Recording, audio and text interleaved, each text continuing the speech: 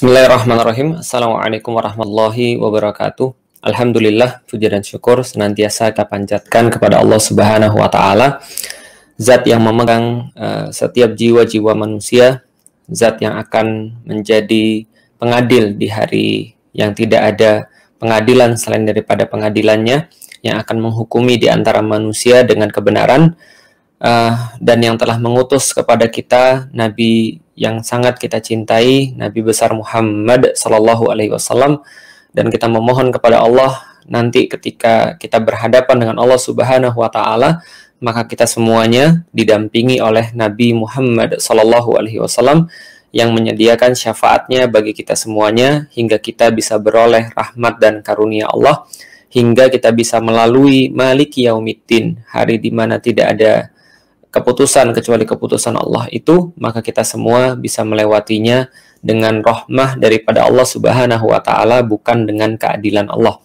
Karena kalau seandainya kita menghitung keadilan Allah kepada kita, maka terlampau sulit bagi kita untuk keluar daripada hari itu. Kenapa? Karena andaikan kalau seandainya kita berpikir, teman-teman sekalian, bahwa setiap dosa dihitung satu dan setiap ibadah pahala dihitung satu, maka tentu amal-amal ibadah kita tidak akan bisa untuk menyaingi, tidak akan bisa untuk mengejar dosa-dosa kita. Pastilah dosa-dosa kita mendahului daripada amal-amal ibadah kita. Karena itulah kita memohon kepada Allah, ya Allah, nanti ketika berjumpa dengan Engkau, mudah-mudahan Engkau mendahulukan kepada kami rahmah atas syafaat Nabi-Mu Muhammad Sallallahu Alaihi Wasallam, daripada keadilanmu yang menghitung setiap amal-amal kami. Baik teman-teman sekalian, pada malam ini seperti biasa kita coba untuk sharing, dan terlalu banyak yang mau saya bahas pada malam ini karena semenjak kemarin dikasih oleh Allah waktu untuk istirahat sekitar 3-4 hari itu saya habisin di rumah untuk ngeliat banyak sekali tayangan-tayangan gitu ya di YouTube, ngeliatin podcast orang, ngeliatin konten orang, ngeliatin acara-acara, baik itu acara yang acara-acara di TV ataupun acara-acara yang bersifat online yang lain. Dan akhirnya saya menyadari banyak sekali hal-hal yang saya lewatkan, karena selama ini mungkin yang saya dapatkan hanyalah yang berkaitan dengan apa yang saya cari. Ketika kemarin lagi rame-ramenya tentang Baitul Maqdis, kita harus memperbanyak referensi, memperbanyak fakta tentang Baitul Maqdis. Kemarin-kemarin lagi rame misalnya tentang satu tema tertentu, tentu kita mencari di antara tema-tema tertentu itu. Tapi semenjak sakit kemarin, sampai ya sudah baikan beberapa hari yang lalu itu, saya lebih banyak kemudian referensi-referensi random, sehingga saya mendapati banyak sekali fakta-fakta yang harus disikapi. Tapi tentu pada malam ini saya pikir tidak ada yang lebih layak untuk disikapi daripada berita yang kita dengar. Yang ini terus terang sebuah berita yang menyedihkan, sebuah berita yang sangat menyakitkan, tapi tidak mengagetkan. Kenapa saya katakan begitu? Karena saya pernah ditanya, bagaimana pendapat antum tentang persidangan, tentang kasus yang ramai beberapa bulan terakhir ini, yaitu adalah tentang kasusnya Habib Rizik Syihab. Maka saya sampaikan, ya saya sendiri sih tidak bisa berharap banyak. Karena kenapa? Karena bagi saya secara pribadi, sekali lagi ini secara pribadi, bagi saya diperkarakannya hal-hal itu pun sudah tidak relevan. Jadi jangankan mempertanyakan keputusan apa, perkaranya saja menurut saya sudah tidak relevan dan dipenuhi dengan beberapa motif-motif selain daripada motif keadilan itu sendiri. Jadi kalau seandainya orang itu pergi ke meja pengadilan untuk mencari sebuah keadilan, maka perkara di mana ini dijadikan sebagai perkara pengadilan itu pun sudah memancing banyak sekali tanda tanya dan membuat kita untuk berpikir sebenarnya masalahnya apa sih sebenarnya. Itu sama aja kayak ada orang yang melanggar lampu merah, tiba-tiba dia diperkarakan masuk kepada pengadilan.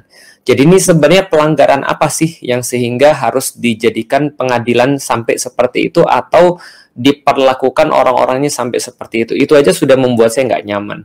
Sehingga kalau saya ditanya dari awal itu gimana kira-kira outcome atau hasil daripada pengadilan ini, ya saya jawab saya tidak tertarik untuk membahas itu, karena bagi saya ya pengadilan itu saja sudah bermasalah.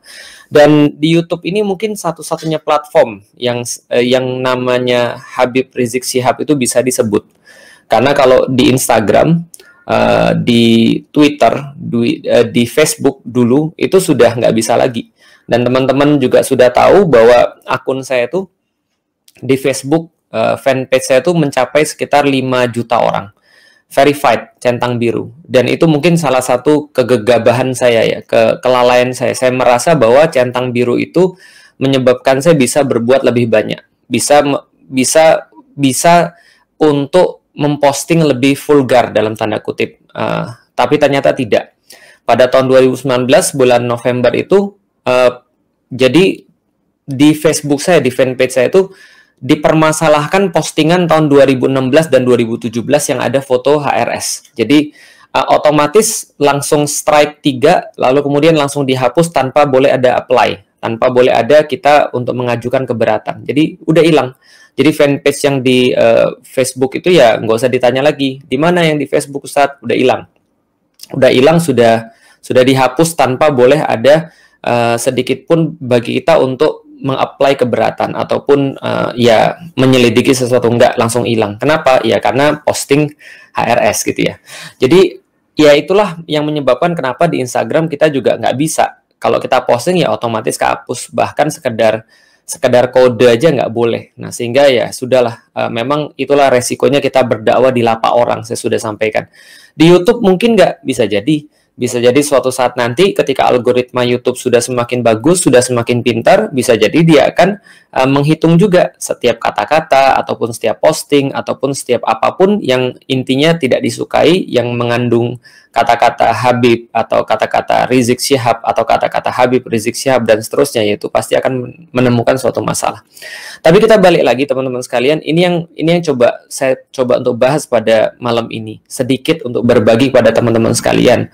Karena bagaimanapun juga setiap hal itu adalah kebaikan bagi orang-orang mukmin.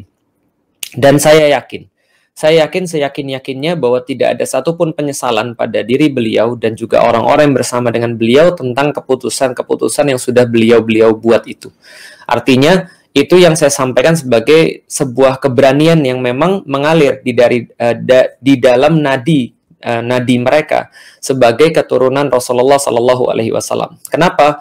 Karena lebih daripada kita, pastilah beliau-beliau ini sudah memahami seperti apa jalan dakwah dan apa yang sudah akan terjadi di dalam jalan dakwah. Resiko-resiko apa yang akan ditemui itu pasti sudah hafal di luar kepala. Karena itulah jalan yang beliau pilih itu tidak layak bagi kita juga untuk menyesalinya.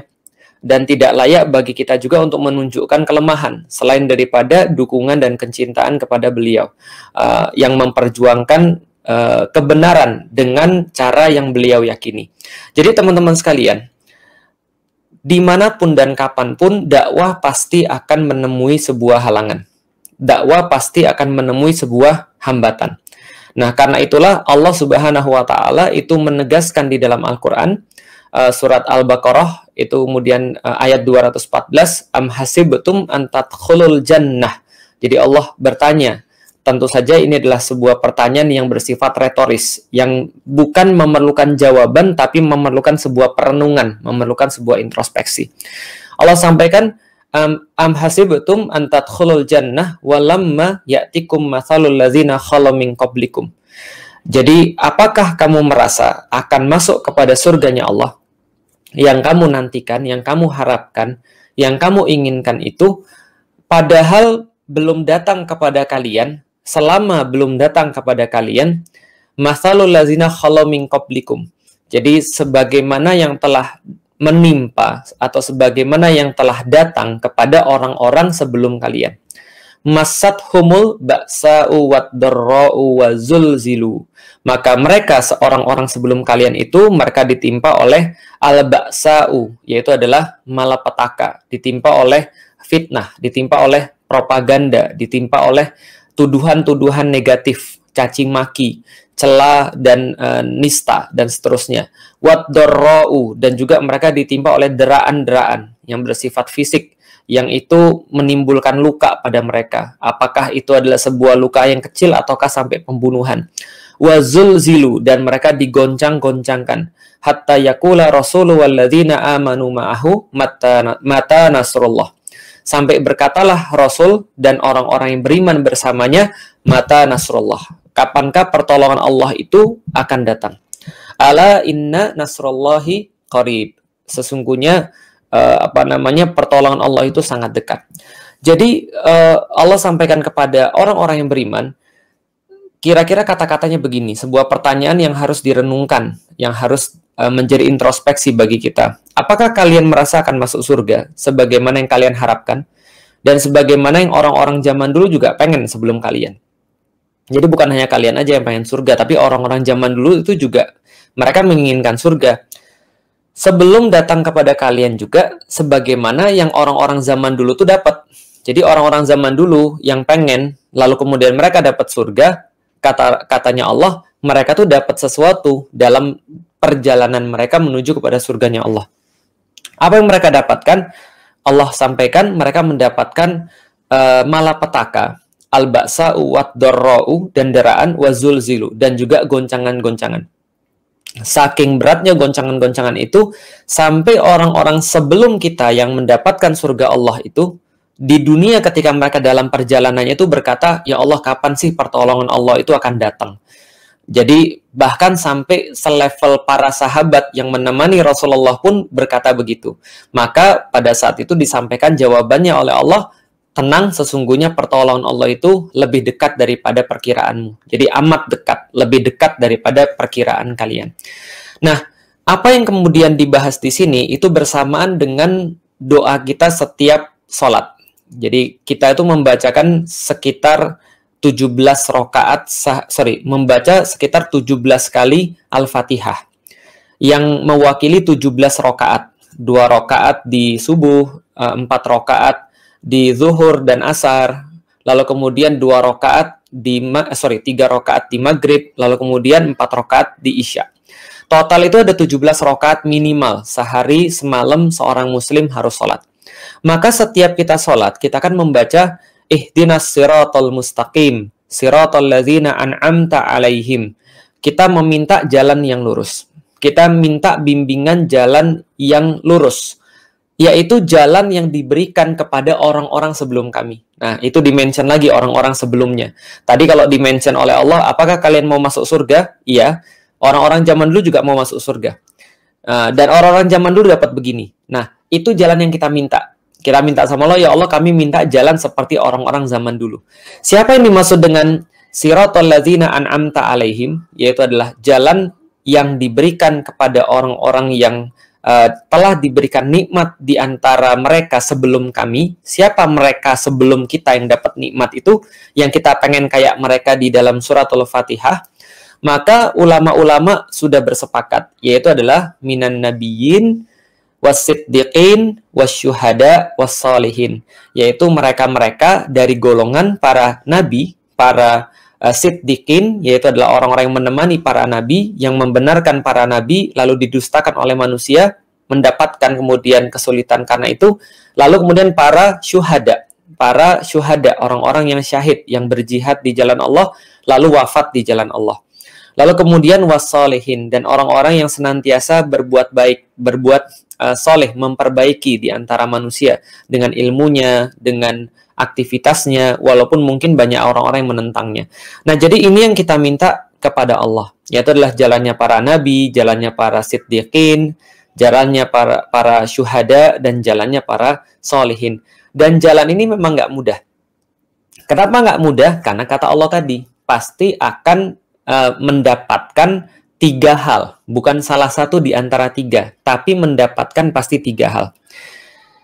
Yang pertama adalah al-ba'sa'u, yaitu adalah sebuah malapetaka, sebuah celak, sebuah caci, sebuah propaganda, sebuah nista, tuduh, dan seterusnya.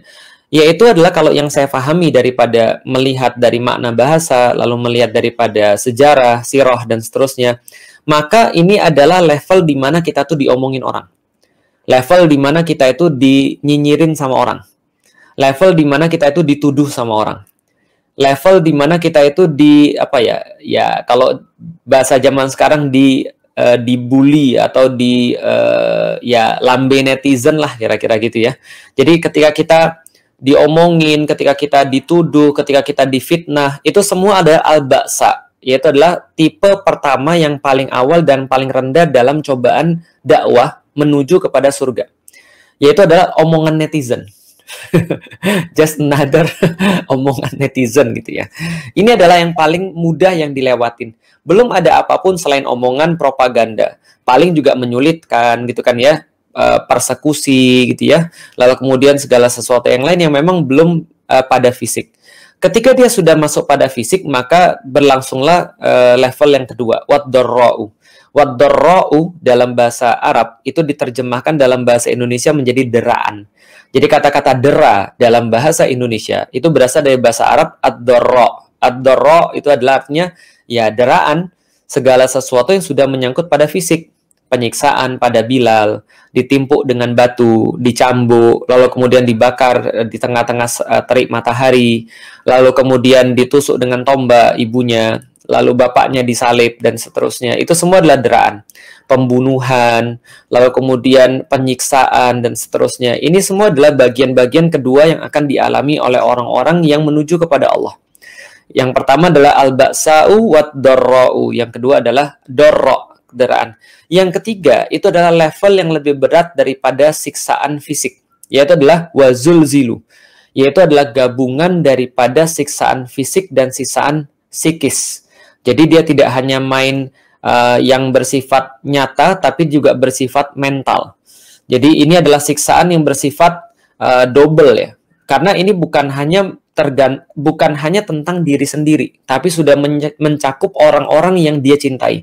Contoh misalnya ya, di zamannya Rasulullah Shallallahu Alaihi Wasallam itu pertama itu sudah jelas lah, al-ba'sa itu adalah ya ketika Rasul dibilang penipu, ketika Rasul dibilang pembohong, ketika Rasul dibilang dukun, ketika Rasul dibilang tukang sihir, ketika Rasulullah itu dicaci maki dan seterusnya. Ini semua adalah bagian-bagian daripada propaganda atau tipe cobaan level yang pertama. Tipe cobaan level kedua itu Rasul dapati ketika beliau sedang sholat, lalu kemudian diinjak kepalanya, dicekik, lalu kemudian dilempari dengan kotoran ternak, mulai kemudian disakiti, para sahabat disiksa. Itu semua tipe kedua. Dan tipe ketiga itu ketika Rasulullah ketika Rasulullah itu diboikot. Jadi ketika Rasulullah itu tidak hanya mencakup siksaan itu untuk dirinya sendiri, tapi dia harus menyaksikan orang-orang yang dia cintai itu juga disakiti. Orang-orang yang dia dicintai oleh dia juga diancam. Orang-orang yang dicintainya juga bukan lebih daripada diancam, mungkin juga dibunuh, diancam nyawanya dan seterusnya. Ini adalah level yang ketiga, yang paling sulit. Kenapa? Karena bagi orang-orang tertentu kalau dirinya mati nggak ada masalah. Bagi orang-orang tertentu ketika dia yang disiksa nggak ada masalah. Tapi bagi orang-orang tertentu, mungkin bukan orang-orang tertentu ya, mungkin semua manusia itu secara normal itu lebih tersiksa ketika melihat orang-orang yang dicintainya itu yang disakiti. Maka ini adalah level yang ketiga. Kalau zamannya Firaun dengan Musa, ya itu juga terjadi. Pertama-tama kan Firaun kan ngebully Musa. Alah Musa, orang kemarin sore kok. Kamu kan anak kecil yang saya besarin di dapur saya. Saya kan yang kasih makan kamu. Saya kan yang melihara kamu. Begini cara kamu membalas semua kebaikan saya. Nah itu kan pertama-tama bully tuh. Itu kan al-ba'sa'u. Gitu kan ya. Lalu kemudian setelah bully apa? Setelah bully ya ngancem dengan siksaan fisik. Musa, hati-hati loh Musa. Kamu di sini masih punya masalah loh. Kamu di sini masih punya kasus loh. Kamu bisa dipenjara loh. Kasusmu bisa saya buka loh. Bisa aja loh kepala keamanan saya minta untuk memperkarakan kamu. Walaupun kamu nggak punya perkara, bisa aja loh saya perkarain. Jangan salah loh, keputusan di tangan saya loh, bukan di tangan pengadilan lagi. Firaun ngomong begitu pada Musa. Itu di level yang kedua, wad-darra'u, yaitu adalah siksaan fisik. Tapi ketika tidak mempan, maka Firaun menggunakan cara yang ketiga. Maka dia berpaling kepada orang-orang yang di sekitar Nabi Musa. Lalu mengatakan pada orang-orang yang di sekitar Nabi Musa, lihat coba orang-orang. Lihat kalian semua, lihat Musa ini kayak apa. Ngomongnya ngelantur, ngajak kalian untuk pergi dari sini. Coba lihat dia. Yang dia ingin lakukan itu adalah membuat kalian tidak punya tempat tinggal. Yang dia ingin lakukan itu membuat kalian tidak punya negeri. Maka kalau kalian ngikutin kata-kata dia, maka kalian nggak punya negeri. Jadi Fir'aun tuh membuat para pengikutnya Musa dan orang-orang yang sudah mulai terpengaruh dengan narasi dan kebaikan yang disampaikan oleh Nabi Musa untuk melawan Nabi Musa. Jadi untuk memecah belah di antara Nabi Musa. Jadi itu zulzilu, mengakibatkan sebuah goncangan pada dakwahnya Nabi Musa. Ini yang dilakukan oleh Fir'aun tadi, al-ba'sa wad-dharra wa zulzilu, dalam menghalangi Musa alaihi salam dalam berdakwah. Dan memang betul, kalau kita lihat dalam sejarah, Nabi yang paling besar siksaannya selain daripada Nabi Muhammad itu adalah Nabi Musa. Makanya ketika Nabi Muhammad dalam kondisi sangat sulit, itu Nabi Muhammad bilang pada para sahabat, kalian memang mengalami kesulitan. Tapi kesulitan kalian dan kesulitan saya, kalau saya bandingkan dengan saudara saya Musa, itu kayaknya itu mungkin gak ada apa-apanya. Artinya, kenapa? Karena kesulitan yang dialami oleh Musa, itu adalah kesulitan dengan level yang berbeda dengan yang dialami oleh Nabi Muhammad.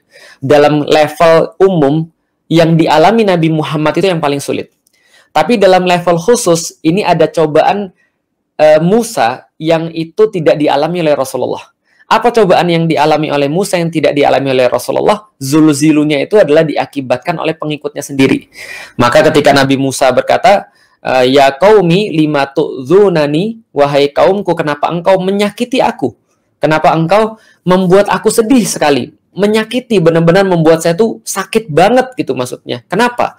Karena ya tadi cobaannya Nabi Musa itu bukan berasal daripada Fir'aun yang paling besar, tapi cobaan Nabi Musa yang paling besar itu berasal daripada pengikutnya sendiri. Dan alhamdulillah Nabi Muhammad itu tidak punya cobaan macam itu. Artinya dalam kondisi sesakit dan sesulit apapun, Rasulullah masih memiliki dan menemukan sahabat-sahabatnya adalah sahabat-sahabat yang paling setia berada di sisinya, Masya Allah. Sampai mengatakan, ya kami nggak akan, para sahabat mengatakan pada Rasul kan, kami nggak akan seperti orang-orang Musa, yang meninggalkan Musa ketika Musa itu berada dalam tugasnya. Tapi kami akan seperti Hawariyun, kami akan seperti pengikutnya Isa, yang mengikuti engkau kemanapun engkau pergi, hatta engkau pergi ke laut pun kami akan ikut. Itu adalah perkataan daripada para sahabat yang membesarkan hati Rasulullah Sallallahu Alaihi Wasallam. Tapi yang pengen saya jelaskan di sini adalah, tentunya setiap orang-orang yang berjuang di jalan Allah, mereka faham. Tentunya setiap orang-orang yang berdakwah di jalan Allah, mereka faham. Apa yang mereka yakini? Bahwasanya ini adalah jalan yang paling mulia untuk menuju pada keridhaan Allah, untuk menyambut surganya Allah. Dan mereka paham betul bahwa jalan kebaikan ini pasti akan dihalangi oleh 3 hal tadi. Al-ba'sa'u wad-dharra'u wa zulzilu.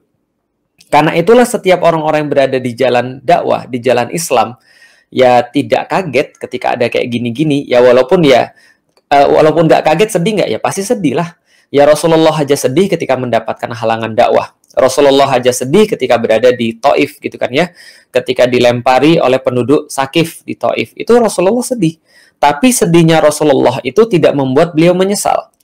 Sedihnya Rasulullah itu tidak membuat beliau untuk menarik langkah-langkah yang sudah beliau eksekusi. Tidak membuat beliau untuk mundur daripada jalan yang sudah beliau pilih. Kenapa? Karena itu adalah pilihan hidup. Itu adalah memang tugas dan amanah yang memang harus dijalankan oleh Rasulullah Sallallahu Alaihi Wasallam. Dan begitu pun juga dengan pengikutnya. Pengikutnya tidak ada yang menyalahkan Rasulullah ketika ada banyak orang, ada 70-an orang yang syahid di Uhud. Mereka tidak berkata, gara-gara kamu sih ya Rasulullah. Kalau misalnya nggak gara-gara kamu, tentu nggak akan ada yang syahid. Pengikut-pengikutnya tidak pernah berkata begitu. Para sahabat tidak pernah menyesali.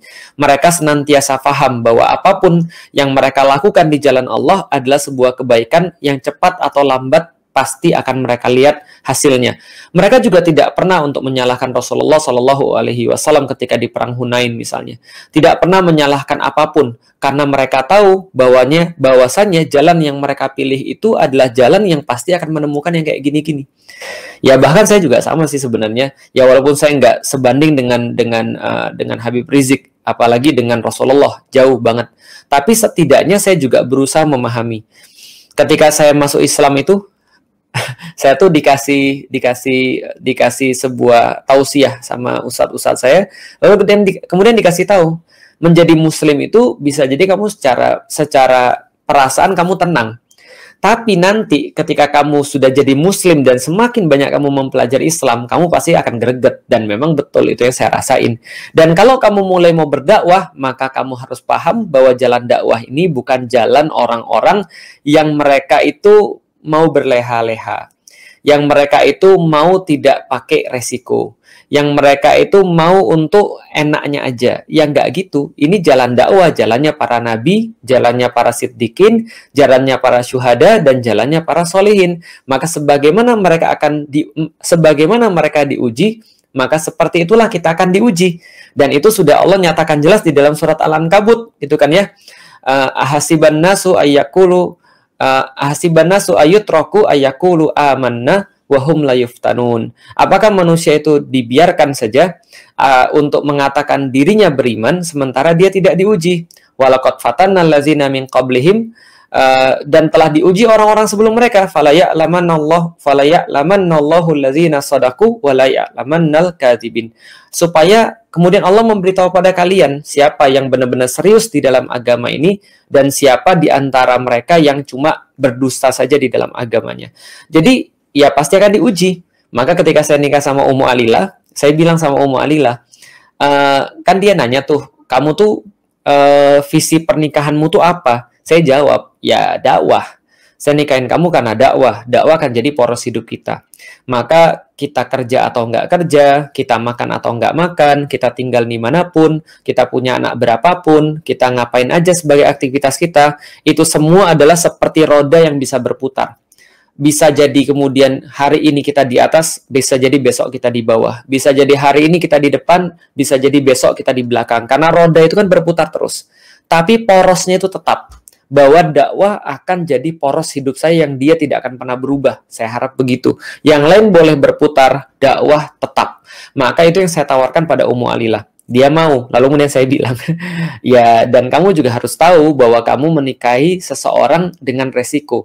Walaupun pada saat itu saya bukan siapa-siapa, tapi saya bilang sama dia, ya, apa yang saya dakwahkan ini bukan perkara yang biasa. Sebagaimana ketika Waraqah bin Naufal itu memperingatkan kepada Khadijah ketika melihat Rasulullah Shallallahu Alaihi Wasallam dan meyakini bahwa Rasulullah itu adalah Nabi, maka dia katakan bahwa tidak pernah saya temukan orang yang memperjuangkan hal-hal semacam ini kecuali akan diperangi oleh manusia yang tidak suka kepada dia, dari golongan orang-orang yang berkulit merah ataupun yang berkulit putih, berkulit hitam.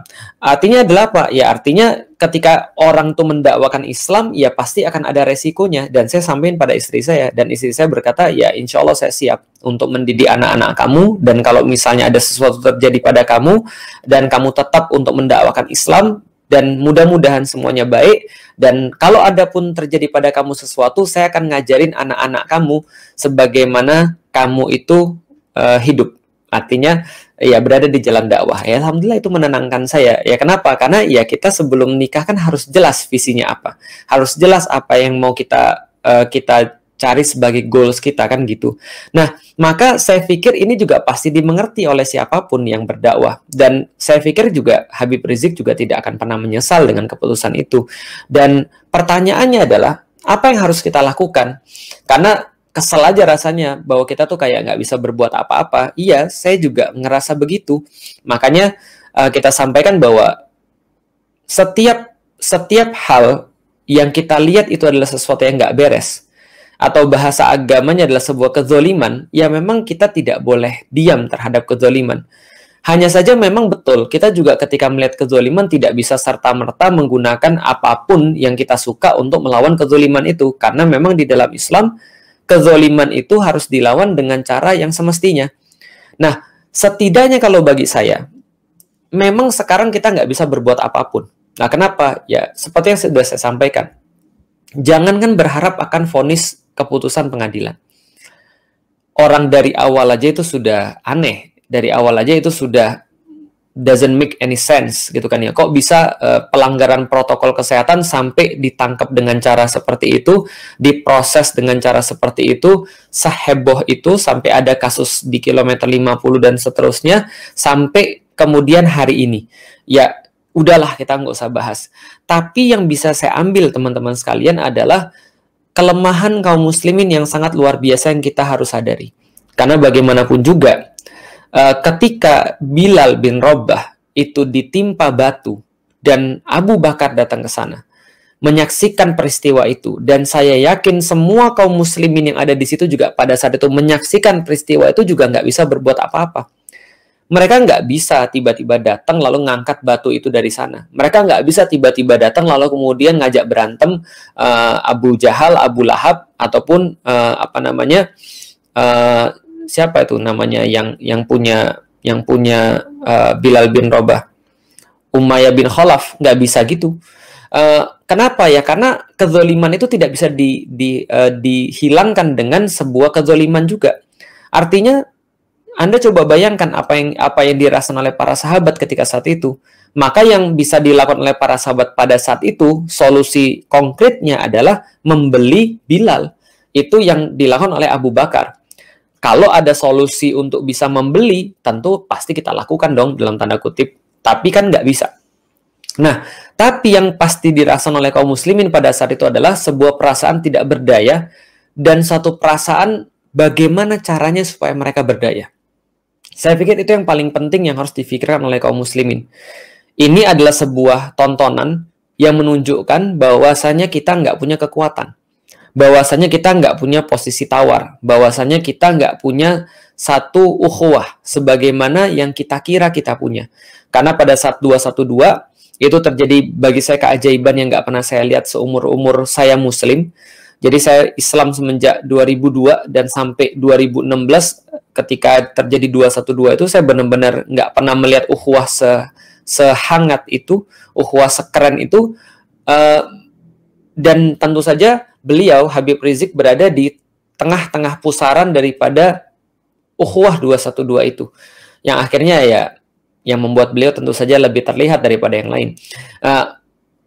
Kita kira kita punya sesuatu ukhuwah di sana, ternyata belum. Ternyata ini belum menjadi sebuah kekuatan. Maka betul kata Umar bin Khattab ketika menasehati seluruh kaum muslimin, ya ma'syarul Arab, la islama illa bi jama'ati, wala jama'ata illa bi imarati, wala imarata illa bi ta'ah. Wahai masyarakat Arab, ingat baik-baik, kalian tidak akan pernah melihat Islam kecuali kalau sudah ada al-jamaah, sudah ada persatuan di antara kalian. Dan persatuan itu, katanya Umar, tidak akan pernah terwujud tanpa ada kepemimpinan. Dan kepemimpinan itu sendiri tidak akan pernah mewujud tanpa adanya ketaatan. Berarti ketaatan ini adalah sebuah basis daripada segala sesuatu. Ketaatan ini berasal dari mana? Edukasi. Edukasi ini apa? Ya, pendidikan. Berarti sekarang itu bisa dikatakan, kenapa sih kita belum bisa menampakkan keindahan Islam yang sesungguhnya, yang hakiki? Karena kita belum punya kepemimpinan. Kenapa sih kita belum punya, karena kita belum punya persatuan al-jamaah. Kenapa sih kita belum punya persatuan? Karena kita tidak ada kepemimpinan. Kenapa sih kita tidak ada kepemimpinan? Karena kita tidak ada ketaatan. Kenapa sih kita tidak ada ketaatan? Karena kita tidak punya edukasi atau pendidikan ataupun sebuah hal yang diperlukan sampai kita tuh meyakini bahwa kepemimpinan itu penting. Maksudnya gini, contoh. Anggaplah Islam itu adalah seperti sebuah efek daripada penerapan syariat. Gampangnya gitu ya. Contoh misalnya ginilah. Ketika orang sholat itu harusnya mencegah daripada perbuatan keji dan munkar. Maka anggaplah gini. Mencegah perbuatan keji dan munkar itu nggak akan pernah terjadi kalau kalian belum bisa sholat. Dan kalian belum sholat sampai kalian itu punya imam untuk sholat. Kan gitu. Lihat aja tuh. Sebelum orang-orang sholat kan pada mencar-mencar tuh di masjid. Apakah mereka itu adalah jamaah sholat? Bukan. Mereka namanya adalah kerumunan manusia. Belum jadi jamaah sholat. Kapan mereka jadi jamaah sholat? Kalau pas sudah dipanggil. Allahu Akbar, syahadu an la ilaha illallah, syahadu anna Muhammadar Rasulullah, dan seterusnya. Ketika qomat, maka ketika ada imam, baru ada jamaah sholat. Kan jamaah itu kan ada sebagai konsekuensi daripada adanya imam. Jadi adanya imam itu menyebabkan adanya jamaah. Nggak ada jamaah haji kalau nggak ada imam hajinya, kan gitu maksudnya. Nggak ada hajinya. Nggak ada kemudian jamaah sholat Jumat kalau nggak ada imam sholat Jumat, gitu maksudnya. Jadi jamaah itu adalah konsekuensi keimaman atau konsekuensi daripada kepemimpinan. Nah, jadi kalau nggak ada amar ma'ruf nahi munkar atau tanhani fahsya'i wal munkar dalam sholat, nggak ada hilangnya fahsya dan munkar itu kalau belum ada sholat. Kenapa belum ada sholat? Karena belum ada kepemimpinan. Kenapa belum ada kepemimpinan? Karena belum ada ketaatan. Coba bayangin, kalau seandainya di masjid ada kerumunan orang-orang yang ada di masjid, taruhlah muslim. Ketika itu sudah azan lalu qomat. Ketika qomat ternyata semuanya nggak pada maju. Kenapa nggak pada maju? Karena nggak taat. Gitu ya. Nah, kenapa mereka nggak taat? Wallahu a'lam. Bisa jadi karena mereka nggak dengar panggilan imamnya, nggak dengar panggilan qomatnya. Bisa jadi mereka nggak ngerti qomat itu apa. Bisa jadi mereka belum diajarin, atau bisa jadi segala sesuatu yang lain. Nah, kita tuh pada posisi itu. Kita tuh pada posisi orang-orang yang sudah mau kumpul di masjid. Kita tuh sudah pada posisi orang-orang yang ada di masjid, tapi sholatnya masih sendiri-sendiri. Atau ibaratnya seperti kita itu adalah gear-gear atau gigi-gigi yang sudah ngumpul, tapi belum jadi jam. Karena belum ada yang ngatur dan belum dijalanin. Gitu maksudnya. Potensinya sudah ada, tapi kekuatannya nggak ada. Potensinya sudah ada, tapi ngerangkainya belum ada. Ini yang dimaksud dengan kepemimpinan. Dan kepemimpinan ini belum ada karena nggak ada ketaatan. Ketika ketaatan ini nggak ada, berarti belum cukup yang namanya edukasi sehingga ketaatan itu bisa muncul. Ini yang kemudian membuat saya menyadari betul. Oke, kita harus kayaknya reka ulang. Kita harusnya kayaknya kita ulang pendidikan kita pada umat. Harusnya ya saya nggak nyalain siapa-siapa dong. Siapa yang saya salahin ketika dalam kondisi kayak gini? Ya saya salahin diri saya sendiri. Berarti selama ini dari tahun 2002 sampai tahun 2021 saya berdakwah, berarti saya belum bisa untuk memberikan pemahaman hingga orang-orang itu ketika mendengarkan qomat mereka mau sholat bareng, gitu loh maksudnya. Saya bahkan mungkin belum mengajarkan apapun pada orang ataupun belum berbagi apapun pada orang sehingga orang tuh mau untuk bisa bareng, untuk bisa bersatu, untuk bisa berjamaah, gitu loh maksudnya. Nah, ini adalah introspeksi bagi diri kita. Berarti diri kita ini sendiri harus mengusahakan diri kita sendiri untuk bisa taat dan akhirnya mengajak orang lain juga untuk taat. Karena taat itu adalah kunci dia mau dengerin pemimpin. Dia mau dengerin qomat. Dia mau untuk bersatu, dia mau untuk berukhuwah. Karena susah banget untuk bisa menghilangkan ego pribadi dan mau untuk bergandeng tangan dan berjamaah sama orang-orang yang lain. Ini adalah pelajaran yang saya lihat. Dan ini adalah pelajaran yang mahal. Jadi setiap segala sesuatu tuh ya ada banyak cara kita untuk merespon.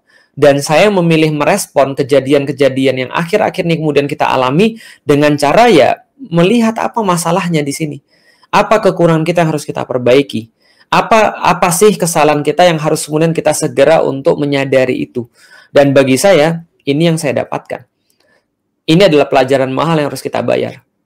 Maka kemudian, ya terus terang ini kita sedih, tapi nggak ada yang kita bisa lakukan tidak ada yang bisa kita lakukan dalam tenggelam dalam kesedihan. Nggak ada yang bisa kita lakukan ketika kita tenggelam dalam kesedihan. Karena itu bukan yang dicontohkan oleh Rasulullah SAW. Setiap orang punya pilihan. Dan saya yakin pilihan-pilihan yang dibuat oleh teman-teman di FPI, Habib Rizik Syihab, gitu, Habib Hanif, lalu kemudian Ustadz Sobri yang kemudian divonis, lalu siapa lagi, saya juga nggak terlalu memahami yang divonis, itu adalah sesuatu yang nggak akan pernah mereka sesali. Itu adalah menandakan bahwa mereka tetap teguh dalam kebenaran, setiap ada kebenaran. Dan tentu saja, sebagai orang-orang yang lain yang juga mempunyai amanah dakwah yang sama, kita pun tetap harus untuk setia pada kebenaran. Dan menggunakan diri kita menggunakan pisau analisis kita masing-masing untuk berkontribusi gimana caranya agar besok Islam itu bisa lebih banyak memberikan keindahan. Islam itu bisa lebih banyak kita tunjukkan. Islam itu bisa bareng-bareng, nggak berpecah satu sama lain. nggak satu kemudian mengatakan bahwa saya lebih baik daripada yang lain hingga kita tuh diketawain oleh musuh. Hingga orang-orang yang justru menginginkan keburukan pada umat ini merasa ya gampang aja mereka dipecah. Ambil yang satu, angkat yang satu, injak yang lain, hingga kemudian mereka terpecah belah seperti membelah bambu. Jadi gitu teman-teman sekalian yang pengen saya sampaikan. Dan yang lain mungkin bisa menunggu ya pembahasan-pembahasan yang lain. Saya banyak mau bahas tentang keanehan-keanehan pada zaman-zaman ini, tapi tentunya saya pikir tidak ada yang lebih baik yang kita bahas pada malam ini kecuali adalah menyampaikan sedikit pelajaran yang bisa kita ambil daripada kezaliman-kezaliman yang bisa kita lihat di depan mata. Karena bagi saya secara pribadi, apa yang bisa kita lihat dengan mata itu sudah cukup. Yang dirasakan oleh hati kita itu terang lebih banyak. Itu jelas terang lebih banyak lagi yang kita bisa lihat dengan hati kita. Karena saya pikir orang-orang yang bahkan mereka merasa nggak suka dengan Habib Rizik pun itu pasti akan merasa di dalam hatinya bahwa semua ini ya overacting, sesuatu yang sangat berlebihan. Dan mudah-mudahan Allah menunjuki semua daripada kita, memberikan kebaikan pada kita, memberikan juga kebaikan pada semua orang-orang. Dan cukup seperti yang dikatakan viral oleh Habib Rizik ketika akhir perjumpaan di sidang itu sampai berjumpa di pengadilan akhirat. Dan itulah yang menjadi hiburan saya ketika saya mendapati ketidakadilan di dunia. Hiburan bagi orang-orang mukmin ketika membaca suratul Fatihah adalah Maliki Yaumiddin. Hari ini kalian boleh memutuskan apapun. Hari ini kalian boleh untuk menyampaikan apapun.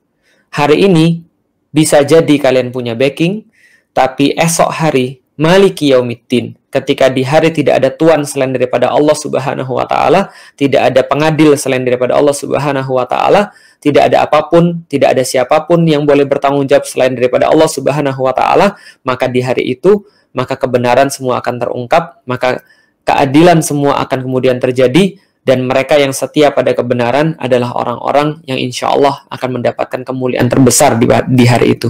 Mudah-mudahan Allah merahmati kita semuanya. Mudah-mudahan Allah menautkan hati-hati kaum muslimin yang semua yang mencintai pada Allah, mencintai pada Rasulnya, mencintai pada zuriat keturunan beliau, dan mencintai kepada orang-orang yang soleh semuanya. Semoga Allah juga membersamakan kita semuanya dalam kebaikan, membersamakan kita semua yang mencintai Allah dan Rasulnya, dan mudah-mudahan Allah menguatkan mereka semua yang berada dalam cobaan, menyehatkan mereka semua yang sakit, mengembalikan kepada kita orang-orang yang sedang berada dalam kesulitan dalam COVID.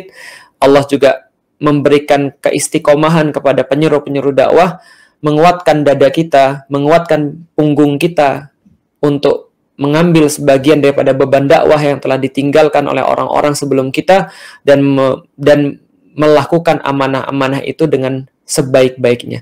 Semoga Allah merahmati kita semua. Wallahu a'lam bishawab. Assalamualaikum warahmatullahi wabarakatuh.